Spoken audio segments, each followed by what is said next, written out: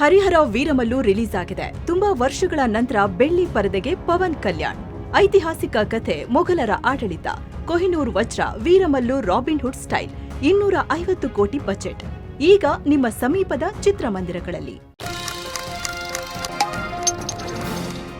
ಭೂಮಾಲೀಕರಿಗೆ ಸಿಹಿ ಸುದ್ದಿ. ರಾಜ್ಯ ಸರ್ಕಾರ ದೊಡ್ಡ ಘೋಷಣೆ. 10 ಲಕ್ಷ ಬಿ ಖಾತೆ ಎಗೆ ಪರಿವರ್ತನೆ. ಬಿ ಖಾತೆಗಳು ಇನ್ಮೇಲೆ ಇಲ್ಲ. ಸ್ನೇಹಿತರೆ, ಕಳೆದೊಂದು ತಿಂಗಳಿಂದ ನೀವು ಪದೇ ಪದೇ ಈ ರೀತಿ ಹೆಡ್ಲೈನ್ಸ್ ಬರ್ತಿರೋದನ್ನ ನೋಡ್ತಿರ್ಬೋದು. ಎ ಖಾತಾದವರಿಗೆ ಹೀಗಂತೆ, ಬಿ ಖಾತಾದವರಿಗೆ ಹೀಗಂತೆ, ಬಹಳ ಸುದ್ದಿ ಆಗ್ತಿದೆ. ಬಿ ಖಾತೆಯನ್ನು ಸರ್ಕಾರ ಎ ಖಾತೆ ಮಾಡೋಕೆ ಅನುಮೋದನೆ ಕೊಟ್ಟಿದೆಯಂತೆ ಅಂತೆಲ್ಲ ಸುದ್ದಿ ನೀವು ನೋಡ್ತಿರ್ಬೋದು. ಆದ್ರೆ ಅನೇಕ ಜನರಿಗೆ ಈ ಎ ಖಾತಾ ಅಂದ್ರೇನು, ಬಿ ಖಾತಾ ಅಂದ್ರೇನು, ಯಾವ ಖಾತಾ ಅನ್ನೋ ಐಡಿಯಾ ಇರೋದಿಲ್ಲ. ಏನೋ ರಿಯಲ್ ಎಸ್ಟೇಟ್ಗೆ ಸಂಬಂಧಪಟ್ಟಿದ್ದಿರಬೇಕು ಅಂತ ಅನ್ಕೊಂಡು ಸುಮ್ಮನೆ ಆಗಿರ್ತಾರೆ. ಆದ್ರೆ ಸ್ನೇಹಿತರೆ, ಇದು ಮನೆ ಹೊಂದಿರೋ ಪ್ರತಿಯೊಬ್ಬರಿಗೂ ಗೊತ್ತಿರಲೇಬೇಕಾಗಿರೋ ಮಾಹಿತಿ. ಹೀಗಾಗಿ ಈ ವರದಿಯಲ್ಲಿ ಇದ್ರ ಬಗ್ಗೆ ತಿಳ್ಕೊಳ್ತಾ ಹೋಗೋಣ. ಎ ಖಾತಾಗೂ ಬಿ ಖಾತಾಗೂ ಏನು ವ್ಯತ್ಯಾಸ, ಯಾರೆಲ್ಲ ಎ ಖಾತಾ ಹೊಂದಬಹುದು, ಬಿ ಖಾತಾದಿಂದ ಎ ಖಾತಾ ಮಾಡಿಸೋದು ಹೇಗೆ, ಎಲ್ಲವನ್ನು ನೋಡ್ತಾ ಹೋಗೋಣ. ಕಡೆ ತನಕ ಮಿಸ್ ಮಾಡ್ತೇನೆ ನೋಡಿ. ಸ್ನೇಹಿತರೆ, ಬೆಂಗಳೂರು ಅವಕಾಶಗಳ ಮಹಾನಗರಿ. ಇಲ್ಲಿ ಒಂದು ಸ್ವಂತ ಮನೆಯನ್ನು ಹೊಂದಬೇಕು, ಸ್ವಂತ ಮನೆ ಕಟ್ಟಬೇಕು, ಸೈಟ್ ಖರೀದಿ ಮಾಡಬೇಕು, ಅಥವಾ ಫ್ಯೂಚರ್ಗಾಗಿ ಒಂದು ಆಸ್ತಿಯನ್ನ ಮಾಡಬೇಕು ಅನ್ನೋದು ಅನೇಕರ ಕನಸು. ಆದರೆ ಈ ಕನಸಿನ ಬೆನ್ನತ್ತಿದ ಪ್ರತಿಯೊಬ್ಬರಿಗೂ ಎದುರಾಗುವ ಒಂದು ಶಬ್ದ, ಒಂದು ದಾಖಲೆ ಅಂದ್ರೆ ಖಾತಾ. ಆಸ್ತಿ ಖರೀದಿ, ಮಾರಾಟ, ವರ್ಗಾವಣೆ, ಸಾಲ ಪಡೆಯೋದು, ಮನೆ ಕಟ್ಟೋದು, ಹೀಗೆ ಪ್ರತಿಯೊಂದು ಹಂತದಲ್ಲೂ ಈ ಖಾತಾ ನಿರ್ಣಾಯಕ ಪಾತ್ರ ನಿಭಾಯಿಸುತ್ತೆ. ಅದರಲ್ಲೂ ರಾಜ್ಯದ ಎಲ್ಲ ಭಾಗದಲ್ಲೂ ಖಾತಾ ಇದೆ. ಆದರೆ ಬೆಂಗಳೂರಲ್ಲಿ ಖಾತಾ ಬಳಕೆ ಸ್ವಲ್ಪ ಹೆಚ್ಚು. ಹಾಗಿದ್ರೆ ಏನಿದು ಖಾತಾ? ಸ್ನೇಹಿತರೆ, ಖಾತಾ ಅಂದರೆ ಹೆಸರೇ ಹೇಳೋ ಹಾಗೆ ಅಕೌಂಟ್, ಲೀಗಲ್ ಅಕೌಂಟ್. ಮನೆ, ಸೈಟು, ಜಮೀನು, ಹೀಗೆ ನಿಮ್ಮ ಯಾವುದೇ ಆಸ್ತಿಗೆ ಸಂಬಂಧಪಟ್ಟಂಥ ಪ್ರಾಪರ್ಟಿ ಡಾಕ್ಯುಮೆಂಟ್. ಪುರಸಭೆ, ನಗರಸಭೆ, ಪಟ್ಟಣ ಪಂಚಾಯಿತಿ, ಮಹಾನಗರ ಪಾಲಿಕೆ, ಹೀಗೆ ನೀವು ಯಾವ ಜಾಗದಲ್ಲಿರ್ತೀರಿ ಅನ್ನೋದರ ಆಧಾರದ ಮೇಲೆ ಅಲ್ಲಿನ ಸ್ಥಳೀಯ ಆಡಳಿತ ಈ ಆಸ್ತಿ ಪ್ರಮಾಣ ಪತ್ರವನ್ನು ಕೊಡುತ್ತೆ. ಅದರಲ್ಲಿ ಆಸ್ತಿ ಮಾಲೀಕರ ಹೆಸರು, ಆಸ್ತಿ ವಿಳಾಸ, ವಿಸ್ತೀರ್ಣ, ಪ್ರಾಪರ್ಟಿ ಐಡೆಂಟಿಫಿಕೇಶನ್ ಸಂಖ್ಯೆ, ಗಡಿ, ನಿರ್ಮಾಣ ಪ್ರದೇಶ, ತೆರಿಗೆ ವಿವರ, ಹೀಗೆ ನಿಮ್ಮ ಆಸ್ತಿಗೆ ಸಂಬಂಧಪಟ್ಟ ಎಲ್ಲ ಮಾಹಿತಿ ದಾಖಲಾಗಿರುತ್ತೆ. ಈಗ ಆಲ್ರೆಡಿ ಹೇಳಿದ ಹಾಗೆ ಈ ರೀತಿ ಖಾತಾ ರಾಜ್ಯದ ಎಲ್ಲ ಭಾಗದಲ್ಲೂ ಇದೆ. ಇತ್ತೀಚೆಗೆ ಈ ದಾಖಲೆಯ ಡಿಜಿಟಲ್ ರೂಪ ಇ ಖಾತಾ ಕೂಡ ನೀವು ಬಂದಿರೋದನ್ನ ಗಮನಿಸಿರ್ಬೋದು. ಆದರೆ ಬೆಂಗಳೂರಲ್ಲಿ ಮಾತ್ರ ಎ ಖಾತಾ, ಬಿ ಖಾತಾ ಅಂತ 2 ರೀತಿ ವರ್ಗೀಕರಣ ಇದೆ. ಆರಂಭದಲ್ಲಿ ಬೆಂಗಳೂರಲ್ಲಿ ಮಾತ್ರ ಇತ್ತು. ಈಗ ಎಲ್ಲಾ ಕಡೆ ಎ ಖಾತಾ, ಬಿ ಖಾತಾ ಅಂತಿದ್ದಾರೆ. ಎ ಖಾತಾ, ಬಿ ಖಾತಾ ಎರಡರ ವ್ಯತ್ಯಾಸ ಏನು? ಸ್ನೇಹಿತರೆ, ಮೂಲತಃ ಇದು ತೆರಿಗೆ ಸಂಗ್ರಹದ ಉದ್ದೇಶಕ್ಕೆ ಅಂತ ಹುಡ್ಕೊಂಡಂತ ಸಿಸ್ಟಮ್. ಯಾಕಂದ್ರೆ 2007ರಲ್ಲಿ BBMP ಹುಟ್ಟಿದ್ದು. ಅದಕ್ಕೂ ಮೊದಲು BMP ಇತ್ತು. ಬರೀ BMP ಅಂತ ಕರೆಯಲಾಗ್ತಿತ್ತು. ಬೆಂಗಳೂರು ಮಹಾನಗರ ಪಾಲಿಕೆ 2007ರಲ್ಲಿ ಬೆಂಗಳೂರಿಗೆ ಸುತ್ತಮುತ್ತಲಿನ ಸುಮಾರು 7 ನಗರಸಭೆ, 1 ಪಟ್ಟಣ ಪಂಚಾಯಿತಿ, 110 ಹಳ್ಳಿಗಳನ್ನು ಸೇರಿಸಿ ಬೃಹತ್ ಮಾಡಲಾಯಿತು. ಬೃಹತ್ ಬೆಂಗಳೂರು ಮಹಾನಗರ ಪಾಲಿಕೆ, BBMP ಅಂತ ಮಾಡಲಾಯಿತು. ಆದರೆ ಸಮಸ್ಯೆ ಅಂದರೆ ಆಗ ಈ ರೀತಿ ಸೇರಿದ ಅನೇಕ ಹಳ್ಳಿ ಪಟ್ಟಣಗಳಲ್ಲಿ ನೂರಾರು ಅನಧಿಕೃತ ಪ್ರಾಪರ್ಟೀಸ್ ಇದ್ವು. ಅನಧಿಕೃತ ಪ್ರಾಪರ್ಟಿ ಅಂದರೆ ಸಕ್ಷಮ ಪ್ರಾಧಿಕಾರಗಳಿಂದ ಸ್ಯಾಂಕ್ಷನ್ಸ್ ಪ್ಲಾನ್, ಆಕ್ಯುಪೆನ್ಸಿ ಸರ್ಟಿಫಿಕೇಟ್ನಂಥ ದಾಖಲೆ ಪಡೆಯದೇ ಇರೋ ಕಟ್ಟಡಗಳು, ಸೈಟ್ಗಳು, ಈ ಥರ ಸಿಕ್ಕಾಪಟ್ಟೆ ಇದ್ವು ಆಸ್ತಿಗಳು. ಒಂದು ವೇಳೆ ಈ ಆಸ್ತಿಯನ್ನು ಅಕ್ರಮ ಅಂತ ಹಾಗೆ ಬಿಟ್ಟರೆ BBMPಗೆ ಸಾವಿರಾರು ಕೋಟಿ ರೂಪಾಯಿ ಆದಾಯ ಕೈ ತಪ್ತಾ ಇತ್ತು. ಹೀಗಾಗಿ 2007ರಲ್ಲಿ ಇಂಥ ಆಸ್ತಿಗಳಿಗಾಗಿ BBMP ಬಿ ಖಾತಾ ಅನ್ನೋ ಕಾನ್ಸೆಪ್ಟನ್ನು ತಗೊಂಬಂತು. ಆ ಪ್ರಕಾರ ಎ ಖಾತಾ ಅಂದರೆ ನಿಮ್ಮ ಆಸ್ತಿ ಸಂಪೂರ್ಣವಾಗಿ ಕಾನೂನುಬದ್ಧವಾಗಿದೆ ಅನ್ನೋದಕ್ಕೆ ಸರ್ಕಾರ ಕೊಡೋ ಅಧಿಕೃತ ಮುದ್ರೆ. ಒಂದು ಆಸ್ತಿಗೆ ಎ ಖಾತಾ ಇದೆ ಅಂದರೆ ಆ ಸೈಟ್ ಅಥವಾ ಕಟ್ಟಡ ನಗರ ಯೋಜನಾ ಪ್ರಾಧಿಕಾರದ ಎಲ್ಲ ನಿಯಮಗಳನ್ನು, ಭೂ ಪರಿವರ್ತನೆ ಕಾನೂನುಗಳನ್ನು ಮತ್ತು ಕಟ್ಟಡದ ಬೈಲಾಗಳನ್ನು ಚಾಚು ತಪ್ಪದೆ ಪಾಲಿಸಿದೆ ಅಂತ ಅರ್ಥ.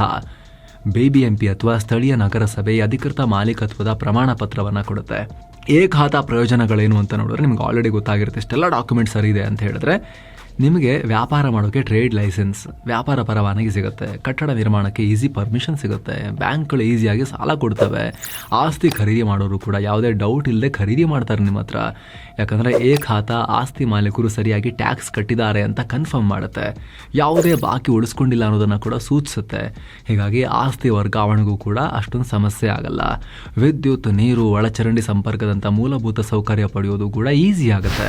ಇನ್ನು ಬಿ ಖಾತಾ ಅಂತ ಹೇಳಿದ್ರೆ ಈಗ ಆಲ್ರೆಡಿ ಹೇಳಿದ ಹಾಗೆ ಇದೆಲ್ಲ ಇರೋದಿಲ್ಲ.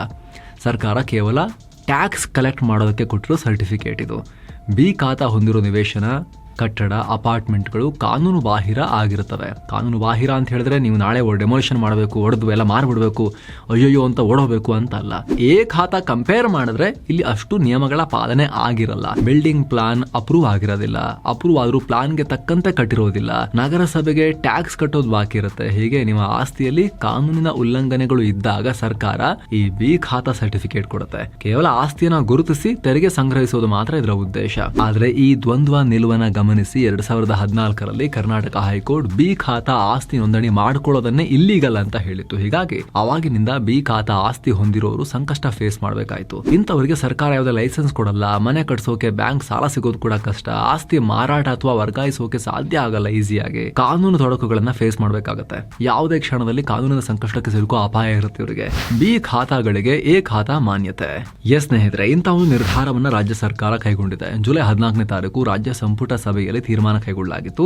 ಈಗ ಗೆಜೆಟ್ ನೋಟಿಫಿಕೇಶನ್ ಕೂಡ ಆಗಿದೆ. ಬಿ ಖಾತಾದಿಂದಾಗಿ ತುಂಬಾ ಜನರಿಗೆ ಮೂಲ ಸೌಲಭ್ಯಗಳನ್ನ ಪಡೆಯೋಕ್ಕೂ ಕೂಡ ಕಷ್ಟ ಆಗ್ತಿತ್ತು. ಹೀಗಾಗಿ ಲೀಗಲ್ ರಿಲೀಫ್ ಕೊಡಬೇಕು ಅನ್ನೋ ಉದ್ದೇಶದಿಂದ ಬಿ ಖಾತಾಗಳನ್ನ ಸಕ್ರಮಗೊಳಿಸಿದ್ದಾರೆ. ಇದರಿಂದ ಸುಮಾರು 6 ಲಕ್ಷ ಜನರಿಗೆ ಅನುಕೂಲ ಆಗುತ್ತೆ. ಅಲ್ಲದೆ ಸರ್ಕಾರಕ್ಕೆ ಸುಮಾರು 300ರಿಂದ 400 ಕೋಟಿ ರೂಪಾಯಿ ದುಡ್ಡು ಕೂಡ ಹರಿದು ಬರುತ್ತೆ, ಬೂಸ್ಟ್ ಸಿಗುತ್ತೆ. ಹಾಗಂತ ಹೋಲ್ಸೇಲ್ ಆಗಿ ಸಕ್ರಮ ಮಾಡ್ತಿಲ್ಲ, ಕಂಡೀಷನ್ಸ್ ಹಾಕಲಾಗಿದೆ. ಈ ಭಾಗ್ಯ ಕೇವಲ ಕಟ್ಟಡಗಳಿಗೆ ಮಾತ್ರ. ಸದ್ಯ ಅನಧಿಕೃತ ಲೇಔಟ್ ಸೈಟ್ಗಳಲ್ಲಿ ನಿರ್ಮಾಣ ಆದ ಬಿ ಖಾತಾ ಕಟ್ಟಡ ಮತ್ತು ಅಪಾರ್ಟ್ಮೆಂಟ್ ಮಾತ್ರ ಎ ಖಾತಾ ಮಾನ್ಯತೆ ಪಡೆಯಬಹುದು. ಜೊತೆಗೆ ಈ ಎಲ್ಲ ಆಸ್ತಿಗಳು ಬಿಬಿಎಂಪಿಯಲ್ಲಿ ಸೆಪ್ಟೆಂಬರ್ 30, 2024 ಒಳಗೆ ರಿಜಿಸ್ಟರ್ ಆಗಿರಬೇಕು. ಆ ನಂತರ ರಿಜಿಸ್ಟರ್ ಆಗಿರೋ ಕಟ್ಟಡ ಅಥವಾ ಸೈಟ್ಗಳಿಗೆ ಎ ಖಾತಾ ಭಾಗ್ಯ ಸಿಗಲ್ಲ, ಬಿ ಖಾತಾ ಕೂಡ ಸಿಗಲ್ಲ. ಜೊತೆಗೆ ಬಿ ಖಾತಾ ಸೈಟ್ ಇದೆ ಆದರೆ ಕಟ್ಟಡ ಕಟ್ಟಿಲ್ಲ, ಯಾವುದೇ ಕನ್ಸ್ಟ್ರಕ್ಷನ್ ಮಾಡಿಲ್ಲ ಅಂದರೆ ಅವ್ರಿಗೂ ಕೂಡ ಎ ಖಾತಾ ಸಿಗಲ್ಲ. ಖಾತಾ ಬೇಕು ಅಂದರೆ KTCP ಕಾಯ್ದೆಯಡಿ ಲೇಔಟ್ ಅಪ್ರೂವಲ್ ಪಡಿಬೇಕು. ಜೊತೆಗೆ ಒಂದು ವೇಳೆ ಅನ್ಆಥರೈಸ್ಡ್ ಲೇಔಟ್ಗಳಿಂದ ಯಾರಾದರೂ ಪ್ಲಾಟ್ ಖರೀದಿ ಮಾಡಿದರೆ ಅಂಥವರಿಗೆ ಒಂದಷ್ಟು ಎಕ್ಸೆಪ್ಷನ್ಸ್ ಇದೆ. ಮೊದಲನೇದಾಗಿ ಪ್ಲಾಟ್ ಸೆಪ್ಟೆಂಬರ್ 30, 2024 ಒಳಗೆ ಖರೀದಿ ಮಾಡಿರಬೇಕು. ಜೊತೆಗೆ ಆ ಸೈಟ್ಗೆ ಸಾರ್ವಜನಿಕ ರಸ್ತೆ ಸಂಪರ್ಕ ಇರಬೇಕು ಅಥವಾ ಸಿಂಗಲ್ ಸೈಟ್ ಅಂತ ಅಪ್ರೂವ್ ಆಗಿರಬೇಕು. ಅಂಥವರಿಗೆ ಎ ಖಾತಾ ಪಡೆಯೋಕೆ ಎಕ್ಸೆಂಪ್ಷನ್ಸ್ ಕೊಡಲಾಗಿದೆ, ವಿನಾಯಿತಿಗಳನ್ನು ಕೊಡಲಾಗಿದೆ. ಏನೋ ಬರೀ ರೆವಿನ್ಯೂ ಸರ್ವೆ ನಂಬರ್ ಹೊಂದಿರೋ ಲ್ಯಾಂಡ್ ಇದೆ, NA ಆಗಿಲ್ಲ ಅನ್ನೋರಿಗೆ ಎ ಖಾತಾ ಸಿಗಬೇಕಾದ್ರೆ ನಿಮ್ಮ ಆಸ್ತಿಗೆ ಕಡ್ಡಾಯವಾಗಿ ಸಾರ್ವಜನಿಕ ರಸ್ತೆ ಸಂಪರ್ಕ ಇರಬೇಕು. ಒಂದು ವೇಳೆ ಖಾಸಗಿ ರಸ್ತೆ ಇದ್ರೆ ಅದನ್ನ ಗ್ರೇಟರ್ ಬೆಂಗಳೂರು ಕಾಯ್ದೆ ಅನ್ವಯ ಸಾರ್ವಜನಿಕ ರಸ್ತೆ ಅಂತ ಪರಿಗಣಿಸಲಾಗುತ್ತೆ. ಬಿ ಖಾತಾದಿಂದ ಎ ಖಾತಾಗೆ ಬದಲಾವಣೆ ಹೇಗೆ? ಮೊದಲು ಬಿ ಖಾತಾ ಇರೋ ಆಸ್ತಿಯ ಬಾಕಿಯನ್ನು ಕ್ಲಿಯರ್ ಮಾಡ್ಕೋಬೇಕು. ತೆರಿಗೆ ಕಟ್ಟೋದಿದ್ರೆ ಪಾವತಿ ಮಾಡಿ ಕ್ಲಿಯರ್ ಮಾಡ್ಕೋಬೇಕು. ಬಳಿಕ ಆಸ್ತಿಗೆ ಸಂಬಂಧಪಟ್ಟ ಸ್ಥಳೀಯ ಆಡಳಿತ ಸಂಸ್ಥೆಯಲ್ಲಿ ಅರ್ಜಿ ಸಲ್ಲಿಕೆ ಮಾಡಬೇಕು. ಉದಾಹರಣೆಗೆ ಬೆಂಗಳೂರಲ್ಲಿ BBMP, ಇದರ ನಗರಗಳಲ್ಲಿ ಮಹಾನಗರ ಪಾಲಿಕೆ, ನಗರಸಭೆ, ಪುರಸಭೆ, ಪಟ್ಟಣ ಪಂಚಾಯಿತಿಯಲ್ಲಿ ಖಾತಾ ಬದಲಾವಣೆಗೆ ಅರ್ಜಿ ಹಾಕಬಹುದು. ಆಸ್ತಿ ಪತ್ರದ ದಾಖಲೆ, ಆಸ್ತಿ ತೆರಿಗೆ ಪತ್ರ ಹಾಗೂ ಕಟ್ಟಡ ನಿರ್ಮಾಣ ಯೋಜನೆ ನಕ್ಷೆ ಸೇರಿದ ಹಾಗೆ ಅಗತ್ಯ ದಾಖಲೆಗಳನ್ನು ಸಲ್ಲಿಕೆ ಮಾಡಬೇಕು. ನಿಮ್ಮ ಅರ್ಜಿ ಸ್ವೀಕರಿಸಿದ ನಂತರ ಅಧಿಕಾರಿಗಳು ಭೇಟಿ ನೀಡಿ ಸ್ಥಳಕ್ಕೆ ಪರಿಶೀಲಿಸಿ ದಾಖಲೆಗಳನ್ನು ಚೆಕ್ ಮಾಡ್ತಾರೆ. ಎಲ್ಲವೂ ಸರಿಯಾಗಿದ್ರೆ, ಎಲ್ಲ ಕಾನೂನು ಪರವಾಗಿದ್ರೆ ಒಂದಷ್ಟು ವರ್ಗಾವಣೆ ಶುಲ್ಕ ತಗೊಂಡು ಎ ಖಾತಾಗೆ ಬದಲಾವಣೆ ಮಾಡಿಕೊಡಬೇಕು. ಇದು ಲೀಗಲ್ ಆಗಿ ಇರೋ ರೂಲ್ಸ್. ಅದು ಬಿಟ್ಟು ಕೂಡ ನಿಮ್ಗೆ ಗೊತ್ತಲ್ಲ, ಸರ್ಕಾರಿ ಅಧಿಕಾರಿಗಳು ನಿಮಗೆ ಪರ್ಮಿಷನ್ ಕೊಡಬೇಕಾ ಬೇಡವಾ ಅಂತ ಬಂದಾಗ ರೆಗ್ಯುಲರ್ ಆಗಿ ವಸೂಲಿ ಮಾಡೋದು ಬಿಟ್ಟು, ತಗೊಳ್ಳೋದು ಬಿಟ್ಟು ಇನ್ನೂ ಯಾವುದಕ್ಕೆಲ್ಲ ಕೈ ಹಿಂಗಂತಾರೆ ಅಂತ ನಿಮಗೆ ಗೊತ್ತಲ್ಲ. ಸರ್ಕಾರಿ ಸಿಸ್ಟಮ್, ಭ್ರಷ್ಟ ಸಿಸ್ಟಮ್ ಹೇಗಿದೆ ನಮ್ಮ ದೇಶದಲ್ಲಿ ಅಂತ.